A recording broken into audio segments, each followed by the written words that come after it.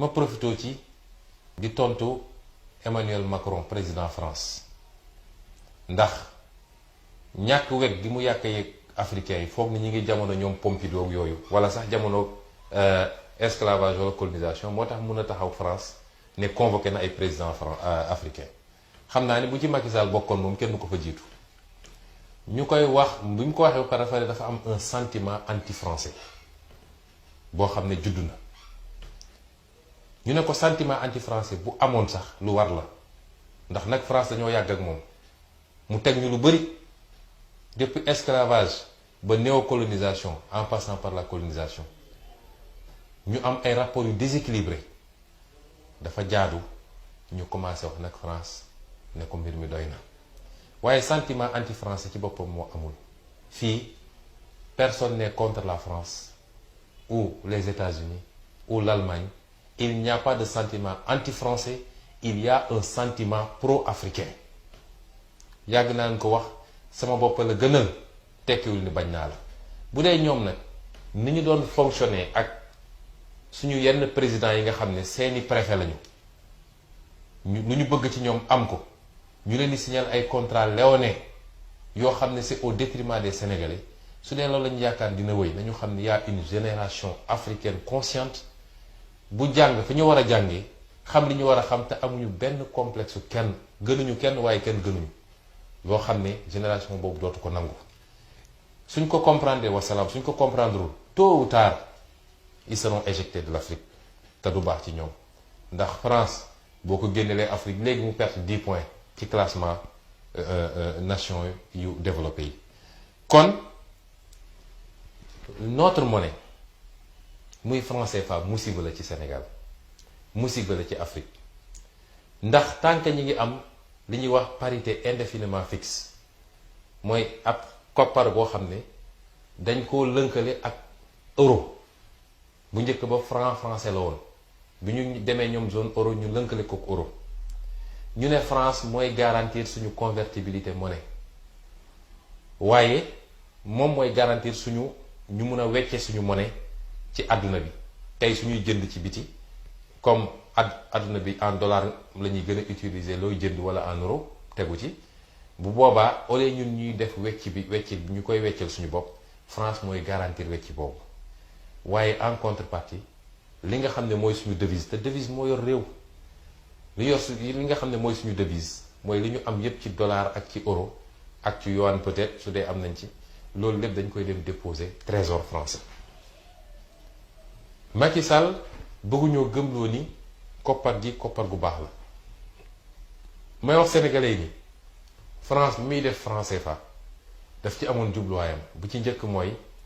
fexe ba continuer di téye suñu économie bien que nag wax na ni jox nañu indépendance ñaareel bi mooy entreprise française yi mun a ñëw liggéey Afrique te duñu supporter les risques de change loolu moo ci newoon ay jubluwaayam waaye soo jëlee réew mu mel ni Sénégal nga xam ne ci réew yu gën a ndóol ci àdduna lañ ko boole mu yor franc CFA bi ñu arrimé ko ci euro mu jox ñu koppar goo xam ne koppar gu diis la franc CFA dafa diis ci ñun parce que méngoowul ak suñu taayu économie moo tax avec le franc CFA duñu mus a am compétitivité à l'exportation maanaam suñuy jaay ci biti duñ ci am njëg gu baax duñ ci am lu bëri parce que suñu monnaie dafa surévalué euro ci boppam looloo ko dal digganteem ak dollar ba muy gàllankoor yenn entreprise européennes yi coow li commencé am waxuma laa nag ñun ñi nga xam ne réew gu ndóol a ndóol lañu duñu mës a compétitive à l'exportation moo tax dañ ñoo organiser ñun bi ñuy jox indépendance ba nga xam ne dañuy doon réew yoo xam ne dañuy jënd rek waaye duñu jaay dañuy jënd bitim réew rawatina France waaye duñu exporter duñu jaay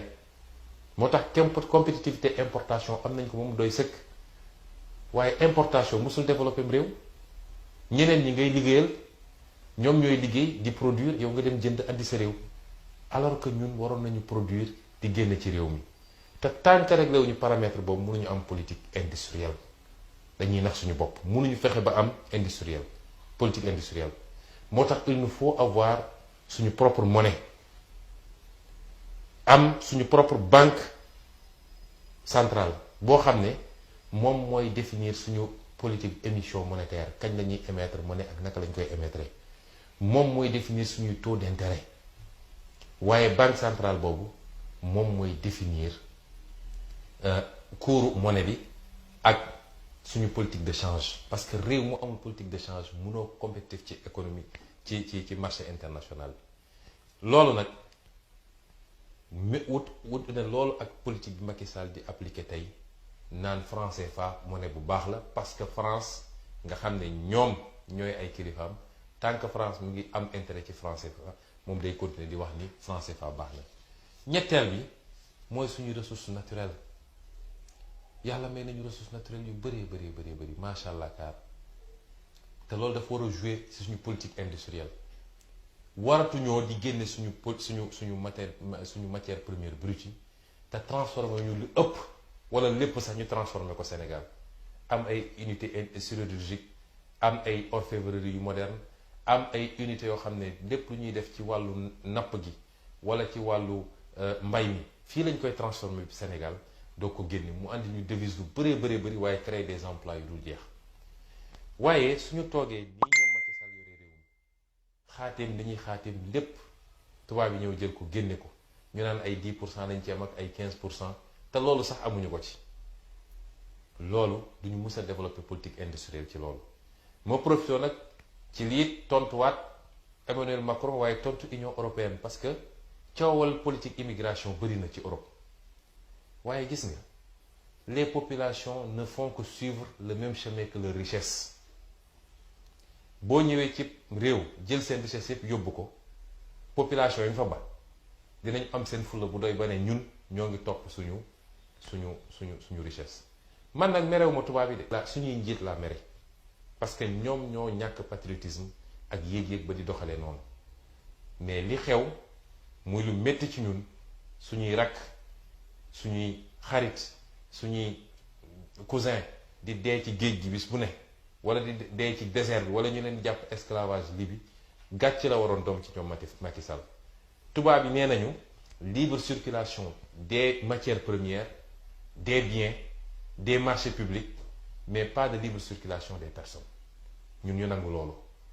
moo tax nag pour ñu développer politique industrielle te réglé wuñu saafaruñu yooyu à la base dina xaw a jafe trop